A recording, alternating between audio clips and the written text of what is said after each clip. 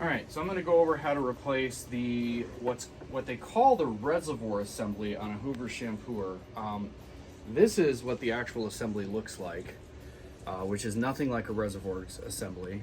When I think of a reservoir assembly, I think of the water tank on the top. But what this is it rests underneath where you put your clean water tank.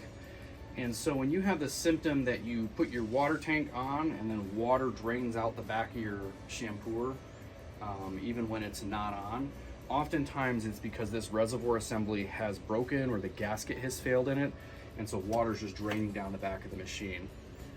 Also check your clean water tank. Those have a tendency to break, and the connections in the clean water tank do.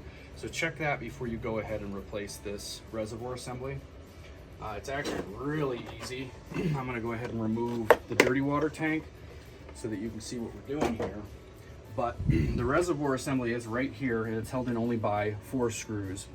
One thing you can do to test the reservoir assembly is you can remove these hoses preemptively and then put a cup underneath it or something and put it up and put your clean water tank up here and see if water just runs out these hoses, which it should. And you can plug the hoses and see if you've got water kind of dripping out elsewhere to kind of test and see if this reservoir assembly is your issue. Sometimes if you're not spraying down here, your issue is your reservoir assembly as well. You won't get any water through here. It's clogged up in there or something like that. Your pumps are fine, but your reservoir assembly may be the cause of the problem. Like I said, it's held in by 4 screws.